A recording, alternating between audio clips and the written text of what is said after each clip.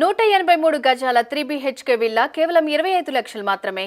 Big boss season 7 ఉల్టా పుల్టా అనే concept తో ప్రేక్షకుల ముందుకు వచ్చింది. దీనిపై ఒక్కసారిగా ఎక్స్పెక్టేషన్స్ పెరిగిపోయాయి.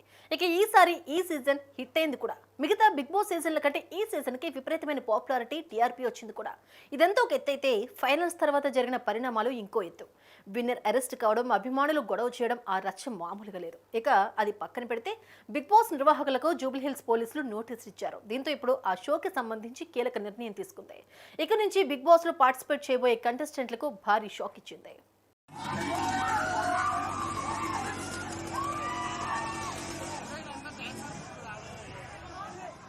అసలు విషయానికి వస్తే బిగ్ బాస్ 7 ఫైనల్స్ అయిపోయిన తర్వాత అన్నపూర్ణ స్టూడియోస్ ఎదుట రచ్చరచ్చ చేశారు అభిమానులు. ఇతర కంటెస్టెంట్లు, హోస్టులు, సెలబ్రిటీల కార్లపై దాడికి దిగారు కొంతమంది.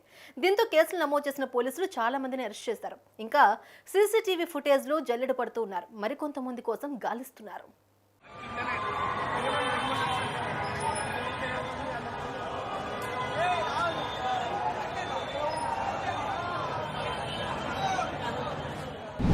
ఈ కేసులో ఇప్పటికే విన్నర్ పల్లవి ప్రశాంత్ ని అరెస్ట్ చేసి రిమాండ్ కు తరలించారు. ఆ తర్వాత బెయిల్ పై బయటకు వచ్చాడు ప్రశాంత్. ఈ ఘటన నేపథ్యంలో బిగ్ బాస్ నిర్వాహకులు కఠిన నిర్ణయం తీసుకున్నారని తెలుస్తోంది.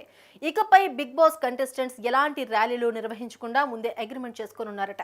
కంటెస్టెంట్స్ గా ఎంపికైన వారికి ఈ మేరకు గట్టి సూచనలు ఇవ్వనున్నారని ఈ మేరకు నిర్ణయం ప్రకటించనున్నట్లు సమాచారం.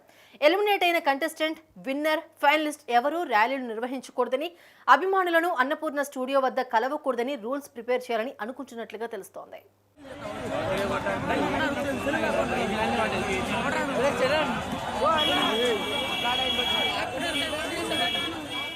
నెక్స్ట్ సీజన్ నుండి బిగ్ బాస్ కంటెస్టెంట్స్ ర్యాలీలు ఉండవు. వాళ్ళు నేరుగా ఇంటికి వెళ్లిపోయేలా చర్యలు తీసుకోవాలని, ఇక పోలీసులు కూడా ఇలాంటి సూచనలే చేశారని అంటున్నారు. నిజానికి గతంలో కూడా కొన్ని సంఘటనలు జరిగాయి.